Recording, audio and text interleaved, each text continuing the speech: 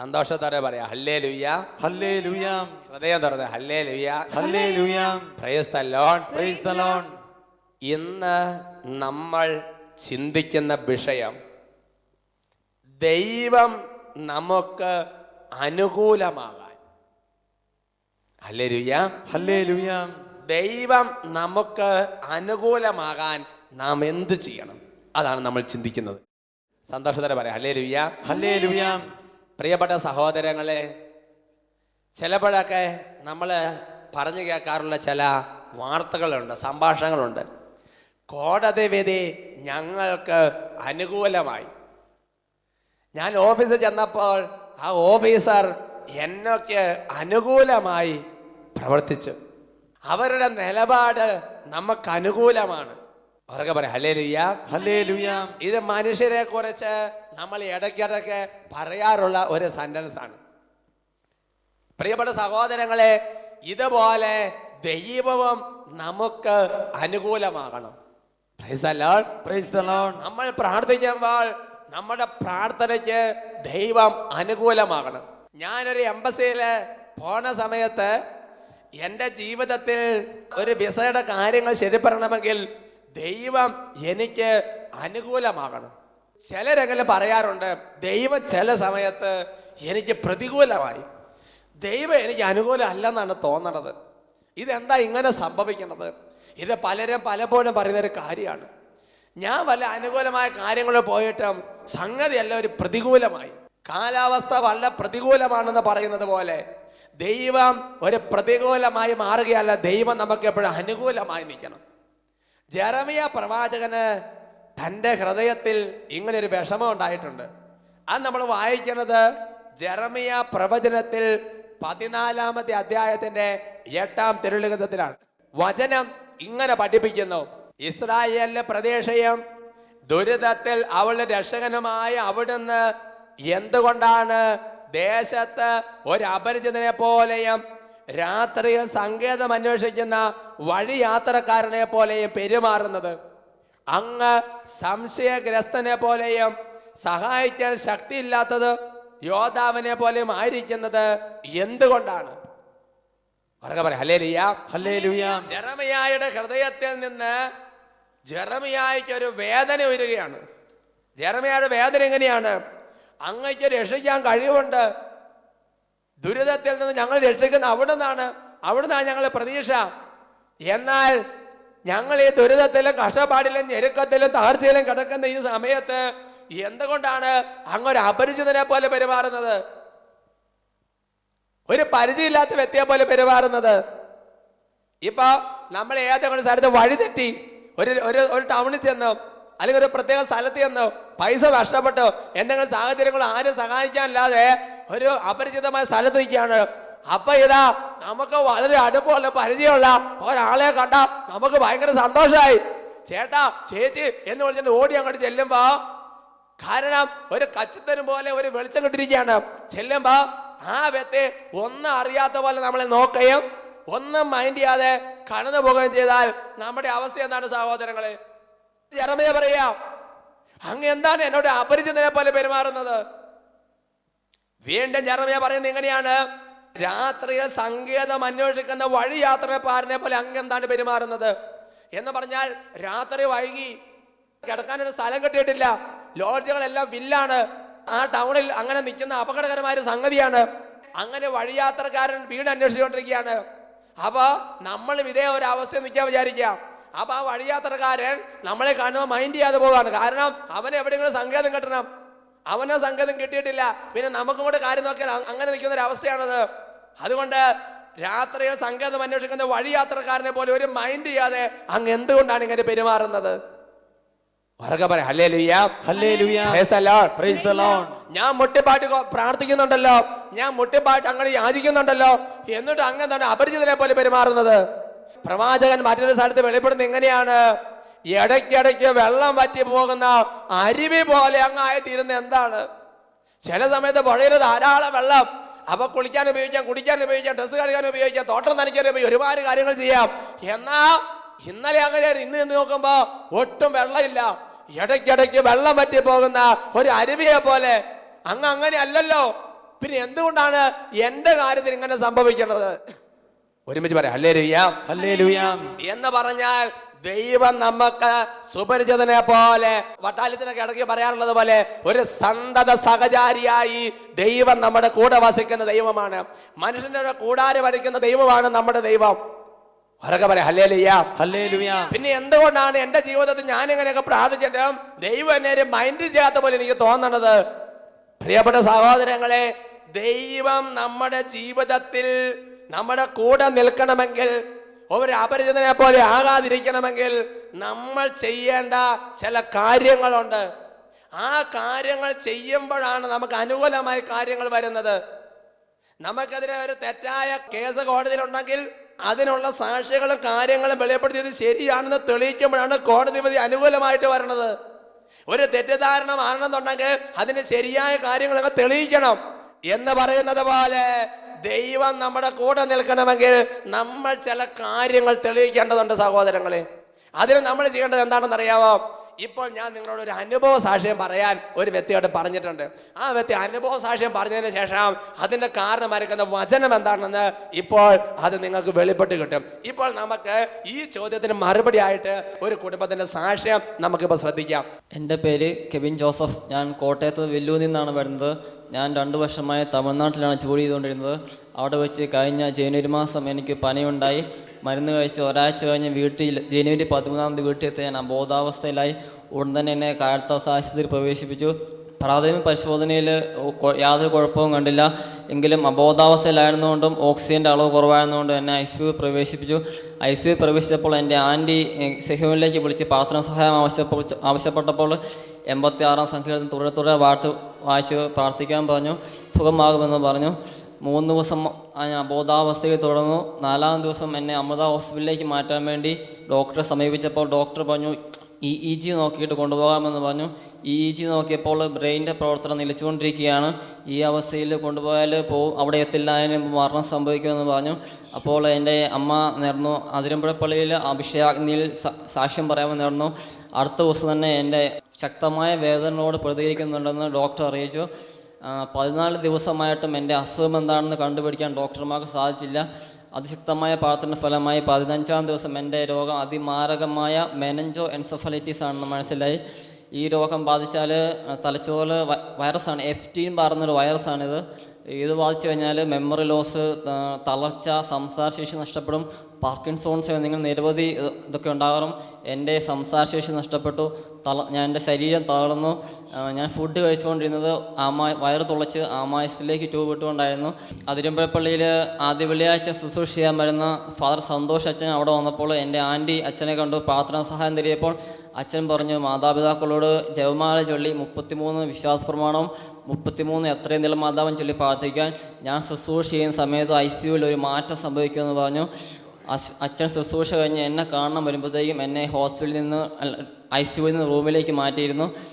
അച്ഛൻ വന്ന് എനിക്ക് വേണ്ടി പ്രാർത്ഥിച്ചു. അച്ഛൻ പറഞ്ഞു ഇവൻ 2 മാസമാകുമ്പോൾ എഴുന്നേറ്റ് നടക്കും, അനേകർക്ക് ജീവസാക്ഷ്യമായി തീരുമെന്ന് പറഞ്ഞു.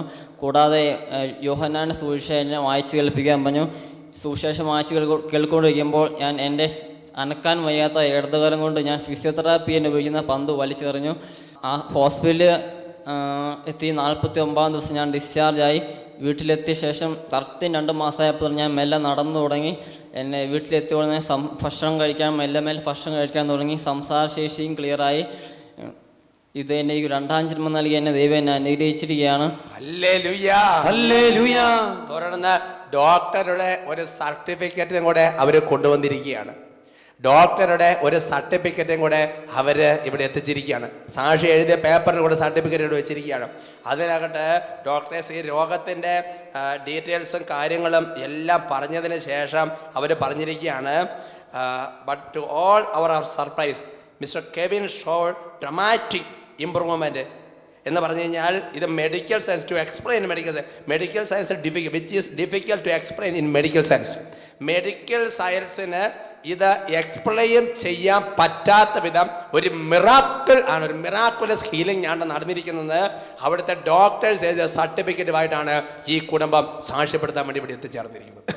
ഉറക്കെ പറ ഹല്ലേലൂയ. ഹല്ലേലൂയ. ഒരുമിച്ച് പറ hallelujah. Hallelujah. Price the lord. Praise the Lord. നിങ്ങൾ ഇത് ചോദിക്കുക സഹോദരങ്ങളെ, തമിഴ്നാട്ടിലെ ചെറുപ്പക്കാരൻ ജോലി ചെയ്തുകൊണ്ടിരിക്കുമ്പോൾ 2 വർഷമായിട്ട് ഒരു കുഴപ്പം ജോലി ചെയ്യുമ്പോൾ പെട്ടെന്ന് ഒരു പനി വന്ന് അബോധാവസ്ഥയിലായി.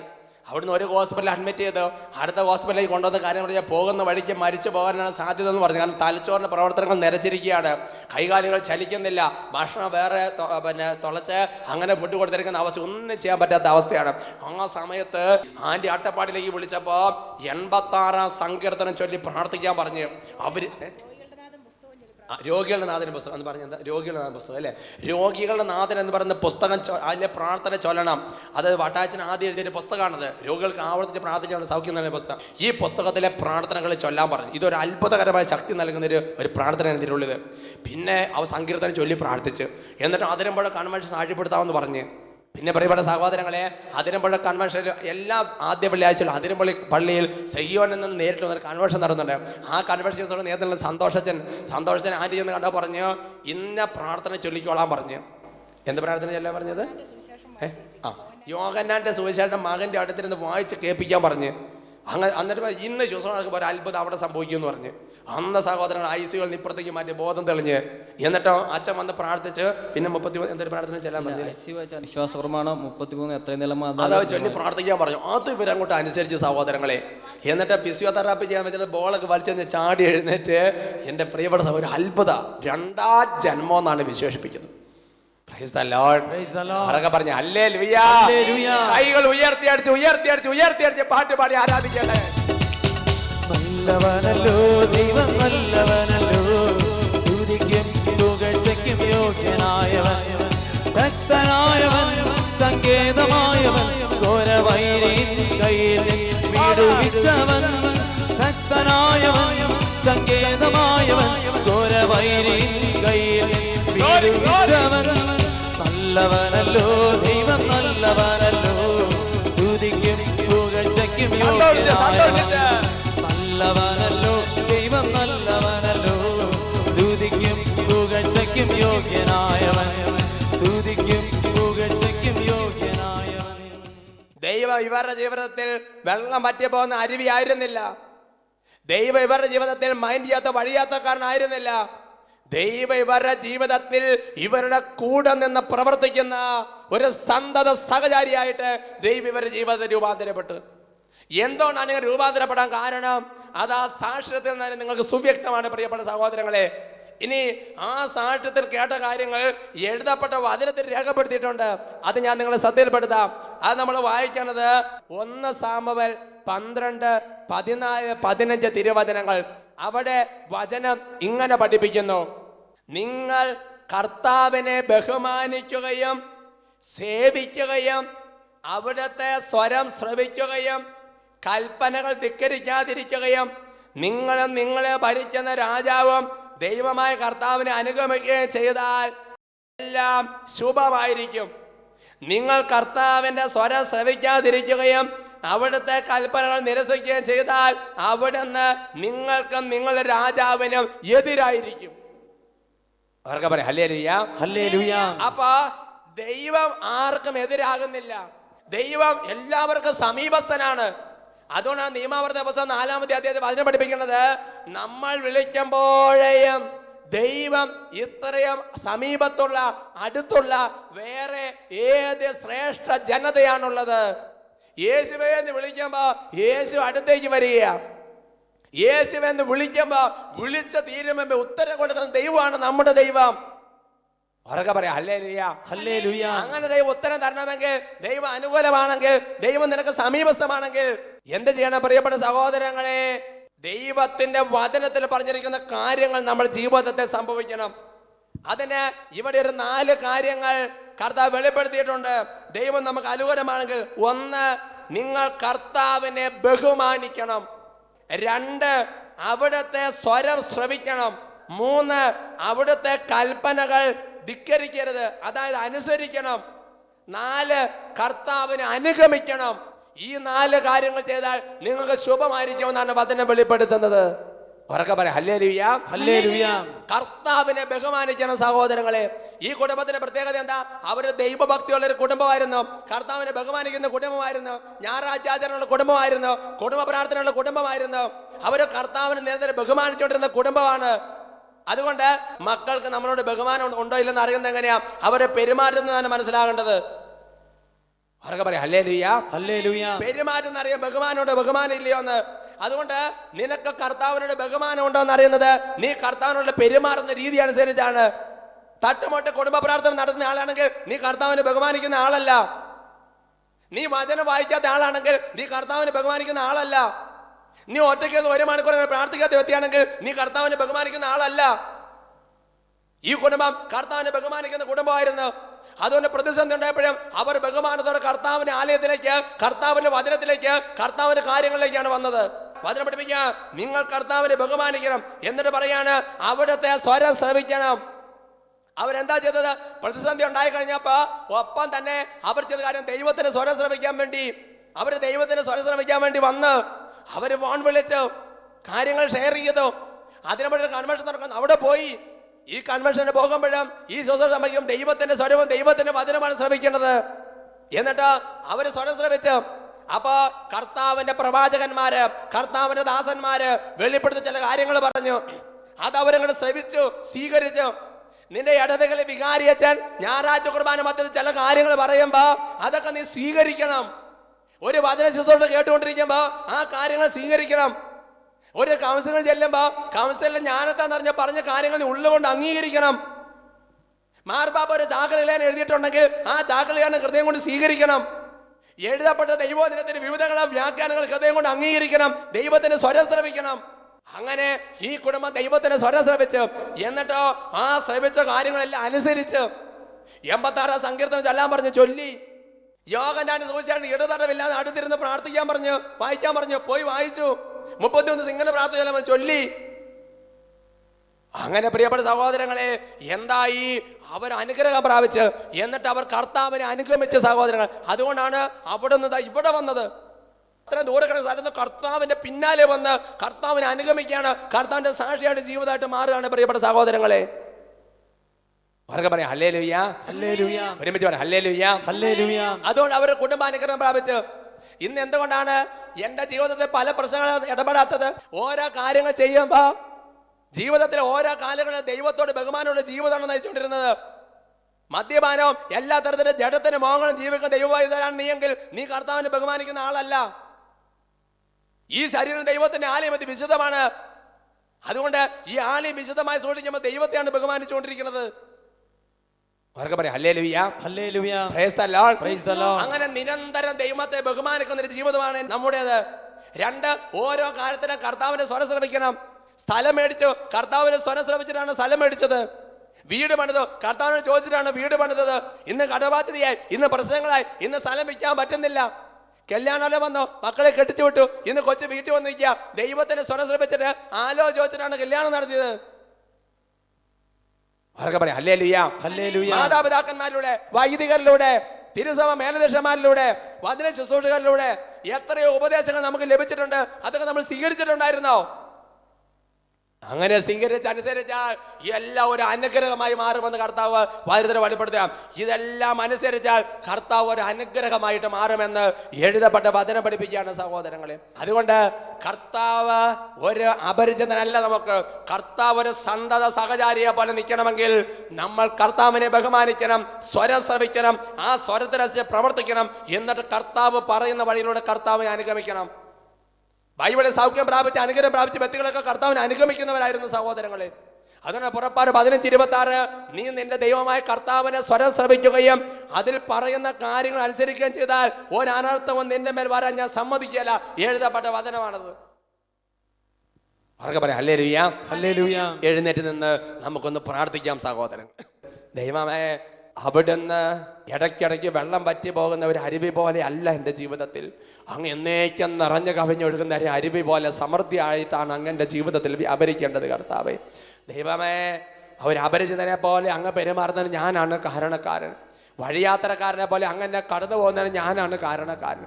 ദൈവമേ, പലപ്പോഴും കർത്താവിനെ ബഹുമാനിക്കുന്ന കാര്യത്തിൽ എനിക്ക് വീഴ്ച പറ്റിയിട്ടുണ്ട്. അങ്ങേ അനുസരിക്കുന്ന കാര്യത്തിൽ എനിക്ക് വീഴ്ച പറ്റിയിട്ടുണ്ട്. കർത്താവിൻ്റെ വചനങ്ങളും കർത്താവിൻ്റെ ദാസന്മാർ പറഞ്ഞ വ്യാഖ്യാനങ്ങളും സ്വീകരിക്കാൻ ഞാൻ പലപ്പോഴും മല്ലടിച്ചിട്ടുണ്ട്. ഞാൻ അതിലൊക്കെ മറുതലിച്ച് നടന്നിട്ടുണ്ട്. കർത്താവെ ദൈവമേ, എഴുതപ്പെട്ട കാര്യങ്ങൾ പറയപ്പെട്ട കാര്യങ്ങൾ സ്വീകരിക്കാതെ അനുസരിക്കാതെ നടന്ന് ഇന്ന് ഞാൻ അനർത്ഥത്തിൻ്റെ പിടിയിൽ അകപ്പെട്ടിരിക്കുകയാണ്. ദൈവമേ, അനുസരിച്ചാൽ ശുഭമായിരിക്കുമെന്നാണ് വെളിപ്പെടുത്തുന്നത്. ദൈവമേ, എൻ്റെ ജീവിതത്തിൽ നിറഞ്ഞു കവിഞ്ഞൊഴുകുന്ന ഒരു അരുവി പോലെ ഒരു സന്തത സഹചാരിയായി ദൈവമേ അങ്ങനെ കൂടെ വസിക്കാൻ, എൻ്റെ മാർഗങ്ങളെ പ്രവർത്തികൾ തീരുത്താൻ കർത്താവെ ഒരു അഭിഷേകം എൻ്റെ ഹൃദയത്തെ ചൊരിയണമേ. കാര്യങ്ങൾ ഉയർത്തി ഒരുമിച്ച് ചോറാക്കാൻ സ്തുതിക്കട്ടെ. Hallelujah, hallelujah. യേശുവേ, ആരാധന ആരാധന ആരാധന ആരാധന ആരാധന പരിശുദ്ധാത്മാവേ ആരാധന. ഓ കർത്താവേ, ഇപ്പോൾ ഈ വചന ശുശ്രൂഷയെ സംബന്ധിച്ചുകൊണ്ടിരിക്കുന്ന കോടാനുകോടി ദൈവജനത്തിന് വേണ്ടി ഇപ്പോൾ പ്രാർത്ഥിക്കുകയാണ് കർത്താവ്. ഭാവിയിൽ ഈ ശുശ്രൂഷ നെറ്റിൽ ഡൗൺലോഡ് ചെയ്ത് കാണാനിരിക്കുന്നവർക്ക് വേണ്ടി കൂടി ഇപ്പൊ മുൻകൂട്ടി കണ്ട് പ്രാർത്ഥിക്കുകയാണ് കർത്താവേ. കർത്താവിനെ ബഹുമാനിക്കാനും അവിടുത്തെ സ്വരം ശ്രമിക്കാനും ആ സ്വരം അനുസരിക്കാനും അതുവഴി കർത്താവിനെ അനുഗമിക്കാനും ഇവരെ തടസ്സപ്പെടുന്ന എല്ലാ ബന്ധനങ്ങളും അടിയട്ടെ. യേശുവിന്റെ നാമത്തിന്റെ ശക്തി മിന്നൽ പിണറുകൾ പോലെ ഇപ്പോൾ വ്യാപരിക്കട്ടെ എന്ന് പ്രാർത്ഥിക്കുന്നു. Hallelujah, hallelujah, hallelujah, hallelujah, hallelujah, hallelujah, hallelujah, hallelujah, hallelujah, hallelujah, hallelujah. Praise the Lord, praise the Lord. Hallelujah, Maranatha.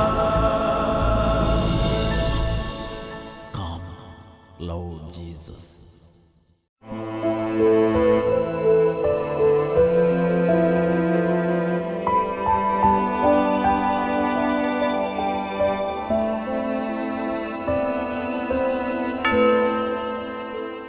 Samuel പ്രവചനത്തിൽ വചനം ഇങ്ങനെ പഠിപ്പിക്കുന്നു: ആകാശം ചായ്ച്ച് ഞാൻ അവരുടെ അടുത്തേക്ക് വരും. കർത്താവ് എഴുന്നള്ളി വരുമ്പോൾ കർത്താവിൻ്റെ നാമത്തെ വിളിച്ചു പ്രാർത്ഥിക്കുന്ന ഓരോ ദൈവഭക്തനോടും കർത്താവ് ആശ്വാസത്തിൻ്റെ വചനങ്ങൾ വെളിപ്പെടുത്തും.